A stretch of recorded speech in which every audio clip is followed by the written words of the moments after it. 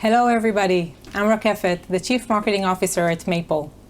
Today we're going to speak about distributed marketing teams and why it's one of the fundamental things you must start doing when you want to scale your brand successfully.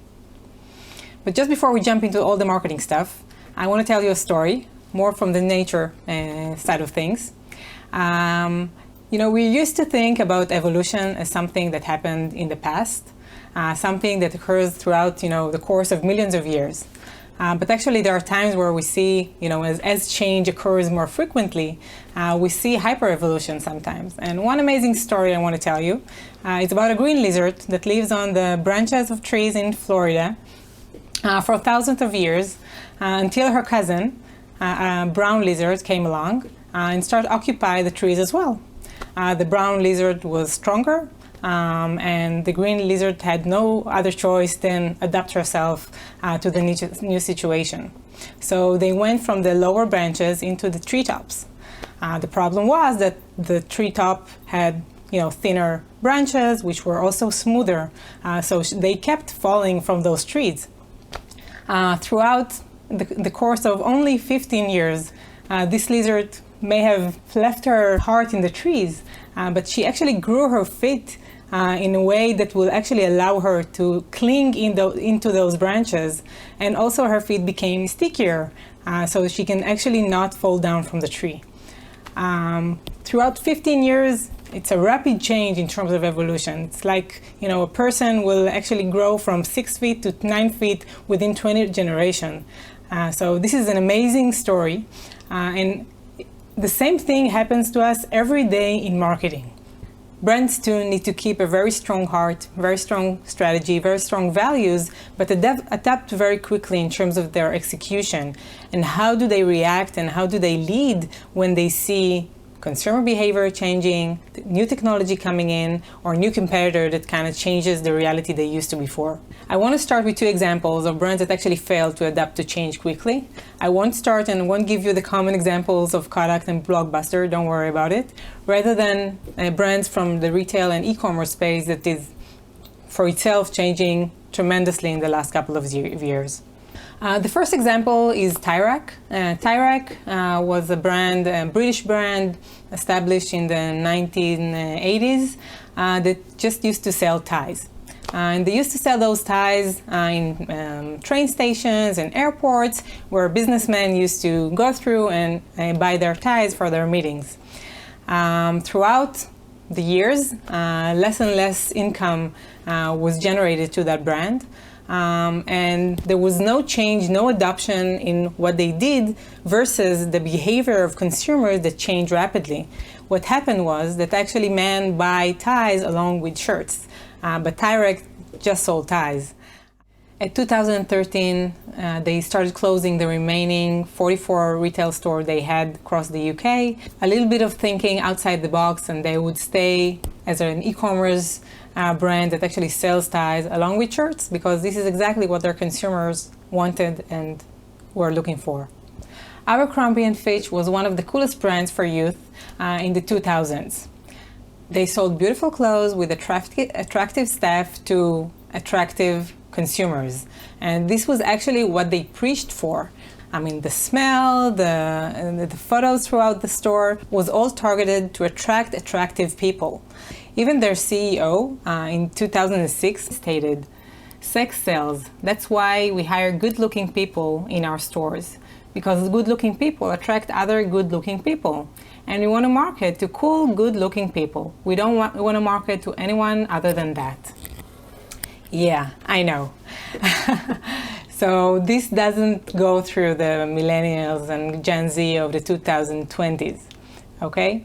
And this was exactly the reason why Abercrombie & Fitch stock was actually just below $10 10 years ago. The new young generation just didn't accept those brand values. They were looking for something more inclusive, more authentic, and more sustainable. And Abercrombie & Fitch just didn't deliver that. Today, the brand has new leadership, new consumer, which they're targeting, new staff members. They started off with campaigns which are much more inclusive, with clothes that are much more sustainable. And after a long period of time where their stock was just down at the bottom, they actually succeeded to grow themselves back and to be more attractive to the values of the current generation of millennials and Gen Z that are looking for those values. They needed to conduct a change in their heart. So they needed to change everything, but they managed to do that. They actually managed to adapt and to pick themselves into a place where they're a legit brand again. As you see, it's not only the survival of the fittest, it's already the survival of the fastest. Brands that will adapt themselves fast will be the brands that will win over the competition. To adapt yourself fast, you need a very strong strategy and agile marketing teams that are able to execute and adapt themselves into every insights you get from the market. So, as we said, there are two main high-level factors that actually impact the success of your brand in your marketing. First one in your heart is the strategy. The sources to actually build this strategy right will be the consumers, their behavior, their characteristics, market trends, like new technology, new ways of doing business, and competition. Any competitor around you also affect your chances to succeed. The result of that strategy would be where do I invest my marketing efforts? Whether it would be who is my target audience, what is the messaging that I find most engaging with my audience, what are the acquisition channels I'm using, what is my pricing strategy, and how do I sell my product? What is my product selling strategy? To fully succeed, obviously, you need to execute that strategy right. And that execution sources is based on your management. And here I mean both people and the way, the methods you use in order to manage your approach. Your team, how talented they are, how knowledgeable they are, and your budget, obviously. The result of the execution would be how well my marketing efforts are being done. Bottom line, if you have a well-designed strategy and well-executed marketing efforts, this would be the perfect combination to allow yourself to scale in this rapidly changing marketing world. But it's not static as you see at that model. When reality changes, you need to change. Sometimes it's your strategy. Most of the time it would be your execution. Okay? The marketing efforts you're conducting on a daily basis will probably change as you get more and more insights from your consumers, from the market, and from your competitors. Harvard Business Review actually had a full article about this, about the ultimate marketing machine and how you need to invest in those agile teams where you can just tap talent as you need for your marketing efforts in order to succeed. You can see here the quote from their research: complex metrics, organizational structures are giving way to networked organization, characterized by flexible roles and processes designed for speed. The new structures allow leaders to tap talent as needed and assemble teams for specific, often short-term marketing initiatives. Practically speaking, it means that you have a very solid strategy team in-house that also gathers insights from your consumers all the time, using data and insights, and we're talking with your consumers actually. And according to those insights, you'll be able to adapt and react fast using agile teams you're using all the time. That means that part of your team is actually sitting in-house, the ones that are in charge of strategy, of consumer data, on your, measuring your funnel and getting insight from that all the time. But from the execution point of view, you won't be able to adapt fast if you'll be only dependent on in-house teams. Because in-house teams are great, but they're not changing too fast, right? You have long hiring processes, you have the same people with the same talent, and sometimes you need specific talent to sit in-house because they deliver the brand all the time. On the other hand, if you want to react fast, you won't be able to do that if you're only leaning on in-house teams. You'll have to get talent from outside. You need to be able to tap talent according to insights, according to marketing initiatives, in order to move fast. And much like in evolution, you need to get all those different insights from different talents around you in order to succeed fast and see what's working and testing that in order to move forward again and again. In the middle, you'll have the team of your, again, strategy and data. Around you, you'll have agile teams. And when I'm speaking about agile teams today, we have a few options. Typically, it will be different service providers around you, whether it will be freelancers or agencies, or you name it. Okay? But those will be people outside of your organization would be very much focused on specific expertise, which will allow you to actually use that according to what you need and according to the insights you're getting from your customers. One example for that can be an insight that, paid advertising costs are going up. Okay? It depends on your brand, but there are two ways to adapt quickly to that insight. First one, and especially if you're selling products that are low priced each, is to move fast to a bundle strategy on your website. So instead of selling, one product for $10, you're going to sell a package of 2 products for $20 or for $50, okay? Depends on your cost per acquisition. For other brands that are more likely to be dependent on returning customers, would be starting off very quickly with a lot of engagement and building this relationship with their customers, such as email marketing, SMS marketing, and putting more and more tools that will allow them to engage with their audience in order to get them back as returning customers. Both strategies will require different teams. To increase your AOV, your average order value, you will need a different team. You might need pricing strategy there. You need people that are more focused on products, and you'll need some CRO, conversion rate optimization, on your website. While when you want to engage with your audience and make them your returning customers, you need email marketing experts, you'll need SMS experts, you'll need maybe chatbot experts that will allow this engagement to be built. Different type of expert for the same insight depends on your brand, and this is only one example to one insight, and I'm sure you're getting all those insights every day. So imagine how many agile teams you can build that will allow you to crack those insights and actually gain more value with your marketing. As in everything, marketing distributed teams has their pros and cons, right? So let's go over them for a second. One obvious good thing about the marketing distributed team is their flexibility. You can just tap talent according to what you need. If you need email marketing, if you need graphic design, if you need CRO, whatever expertise you need, you can just use talents according to those insights you're getting and executing those marketing efforts following them. Another thing is talent quality.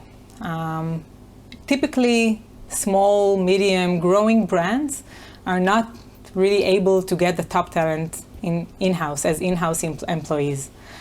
So talent quality is definitely a thing here. A lot of talent are freelancing these days, and this is your opportunity to tap those top talents into your organization. The third thing would be efficiency. Obviously, as those talents come to work with you based on specific projects, in terms of cost, you don't have any hiring processes, training processes. They come cooked and ready. Just need to hand over the strategy right, and they're doing their thing. So definitely from a cost perspective, it's even more efficient that having a full in-house team working on your marketing. The cons, confidence. How do I know? I meet new people every day. New talent sounds very nice and happy, but how do I know those people will be actually good for my brand? How do I know they deliver? It really, the confidence is a big thing here. Another thing would be control. Just having a distributed teams mean they don't sit in-house, they don't sit next to me. I can't just tell them, I can't just see exactly what they do. So control is part of that as well. And another thing is that the fact that I need to adjust to new processes of management and collaboration. Obviously, when I have new people running on my team, I need to have new tools to collaborate with them, to communicate with them, and new management methodologies that I might not used to do. So, is there a way to enjoy best of both worlds? To enjoy both flexibility and control, to get the top talent in my industry and to be cost efficient, to run agile teams and still have simple management and collaboration processes? Well, yes, there is. Deep job platforms. So just before I jump into what is a deep job platform, let's speak about job platforms. A shallow job platform is what we all know today. It's a place where you can post a job and then get candidates to actually work on that job or project that you just posted. Those would be typical marketplaces. It can be for marketing, it can be for any other, for development, in any other field in this space. They would typically be more horizontal in terms of the type of expertise they're offering, because this is their expertise, to be a platform where you actually get access. The approach of deep job platforms is that access is not enough. Access doesn't give us confidence, access doesn't give us control, and access doesn't make those processes simpler. The fact that I got the access doesn't mean that it helps me down the road, right? I still need to manage and to hire and to actually even consider which of those experts or talents I have access to will be good enough for my brand. Deep job platforms solve a lot of those frictions by allowing all that, from the discovery, the search for talent, through matching you with the right person for you instead of scrolling down a full list of experts and wondering which of them will be good for you. A deep job platform would typically recommend the best one or the best fit for your brand, from the training and knowledge point of view, and also from the vetting point of view. So it's not like I have those talents that register to those platforms, and again, I don't have the confidence to say which of them would be good enough for me. A deep job platform would typically vet those experts before they actually show them to you, whether it will be through reviews or through any other methodology that is available out there. A deep job platform will also, a lot of the times, will allow community to thrive within it, a community whether it will be from the expert's point of view or from the consumers, the brand's point of view, and to make the complex experience of hiring a talent into a simpler experience which is more digital and that will allow me to scale within that platform. And it will allow sometimes insurance and obviously payments. So as you see, a deep job platform takes the relationship between the supply and demand, between a brand in this case and an expert, into a place where they can both thrive in the best way together. It will allow the optimal conditions for the brand to see, I have those experts, they've been vetted.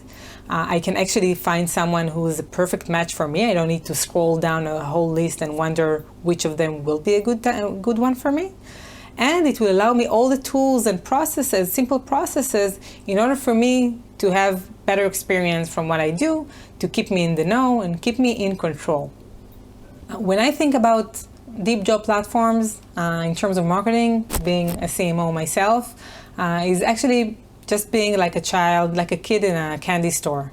All candies look great. I want everything. And then I just tap the candies I want, and it's super easy. I don't need to work for it. Someone will actually even help me recommend the best candy for me, and this is exactly what happens in deep job platforms today. The Mayple platform was actually designed exactly like that. From the understanding that brands are experiencing a lot of pain points within the marketing industry. It's really hard to know which of the freelancers or agencies you've actually interviewed will be good for your brand. It's hard to say which of them will actually deliver good results. The access in this industry doesn't solve a problem, it actually creates a new problem. So at Mayple, we actually built a model of a deep job platform for digital marketing services because we understood the pain points of brands in this industry. There are so many freelancers out there are so many agencies out there are a lot of talent out there as well. Unfortunately, there are no barriers in this industry. Based on a sales pitch, based on a meeting, it's really hard for you to know and to tell which of them will actually deliver good results for your brand. So access actually became a problem in our industry. So we said, hey, someone has to come up with a solution that will vet those experts, not based on a sales pitch, even not based on reviews. They're sometimes not as reliable, but rather based on real data. Their real past performance with brands much like yours. The other thing that we added is the matching process, because it's a world that you don't need to have the best. You need to have the best match. And this matching has, fundamental impact on the success of a collaboration between a brand and an expert. We use over 25 factors, including experience and performance and target audience and budget and even personality, because communication is so important to the success. Everyone knows that, I'm sure. But then again, when you start working, it's hard. You need to adjust to new processes. You don't want to sit at your home or at your office wondering whether they do a good job for you or not. This is why we added the monitoring layer. Someone with a third party monitoring the work of the experts you work with to make sure they actually deliver, they actually live to the expectations you have at the beginning, at the strategy phase. Another layer is to have recommendations on the growth opportunities you have for your brand. Unfortunately, in our industry, again, there are conflict of interest when you work with those service providers around you. Everyone wants to sell their team, and it's fine. And their knowledge is also limited to their expertise.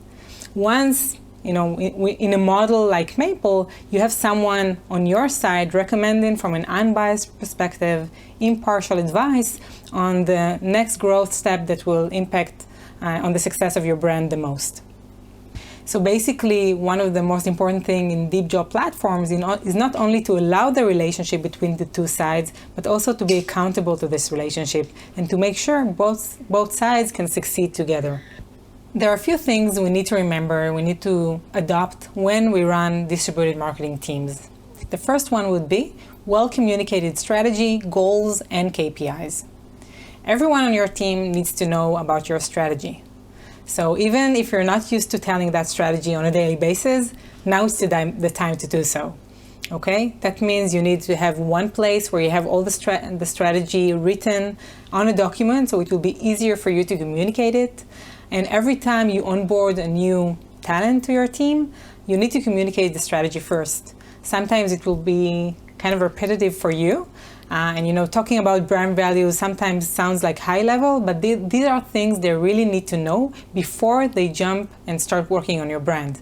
Okay? Eventually, when there are so many people communicating your brand to the outside, you need to have them to speak the same language. This language is important to your brand's success, and you want to have this strategy communicated right. It's not only about the brand, it's also about the goals and KPIs. So the long-term goals, for example, this year we are very much targeting a specific target audience where we want to have a market share of 10% or grow with 50% from month to month. Okay? So this is a goal they need to know about, obviously, because their personal KPIs will be a result of that goal. Second thing you need to ensure is that they all have access to your brand guidelines and materials. Okay? Some of them will need to use it for their graphic design, some of them will need to use it for their marketing copywriting. You need to have everything in one place that will be easy for you to share it. You can use tools for that to manage all this knowledge in one place. Make sure you have both the visual language of the brand, the written and verbal language of the brand, and any other materials that you think will allow and will make it easier on your service providers to actually use them for your strategy effort. Now, we started off with moving fast, and in order to move fast, you need to plan in a very short terms of period. Okay?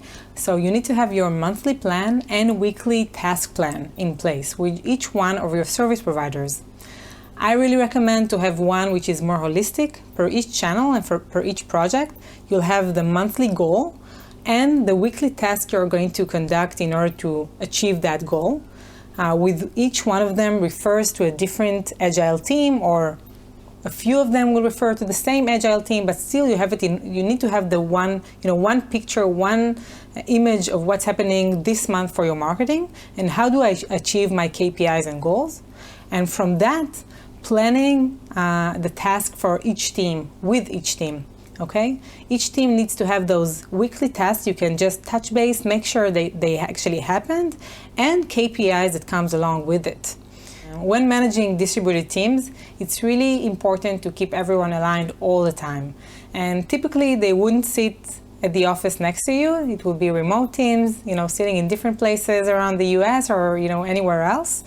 You want to make sure that everyone aligned, and you need to have those places where everyone know, this is what we do, this is what we need to achieve, and the ability to raise the red flag if they don't. In regards to that, and the next thing I would recommend is to have weekly meetings with each of those teams. I know sometimes it looks like your calendar will be filled with meetings, but it is so important because those people, again, most of them will not sit next to you, will not hear you talking about your brand, will not be part of the communication going on at the office or at the company. It's important to touch base for 1 hour every week, going through the tasks and just brainstorm with each of those agile teams, because this is your opportunity to really get those talents and how they think and how they see the brand and how they see their challenges and how they see your opportunities for growth. And when you speak with different types of talents sitting in different places anywhere in the world, you'll get tons of ideas. And just like in evolution, where you get a good idea and you can grow from there, a good mutation, exactly that. So make sure you're taking the advantage of working with those talents and learning from them as well. Another super important thing in terms of communication is predefining the collaboration tools you're going to use, because everyone is used to a different tool. Some use Slack, some use WhatsApp, some use Facebook Messenger, some love email, some hate email. Super important to define the exact tools you're using and their purpose. For example, we're using email for descriptions of longer tasks that more than one team is involved with and everyone should be aligned. And we're using Slack for more direct messages that are daily and on the go. Last but not least, super important not to be the bottleneck of those teams. Encouraging off-management collaboration is super important. So make sure after each team get their tasks, get their KPIs, not to be the one to turn to in each time there is a problem, but encourage this collaboration between them. You can do it through Slack groups that you're opening for them. You can do it through your email thread or any other collaboration tools. And as a manager, obviously, encourage that, give this responsibility back, and make sure there is an owner for each responsibility, that you can speak directly with him or her, but they're the owners. They need to make sure things are happening from A to Z. Distributed marketing teams may be the best chance you've got to win marketing in this rapidly changing world. Are you ready to embrace the future of marketing teams? Thank you so much for having me today. I look forward to getting all your feedback and questions. See you. Bye bye. Toda raba.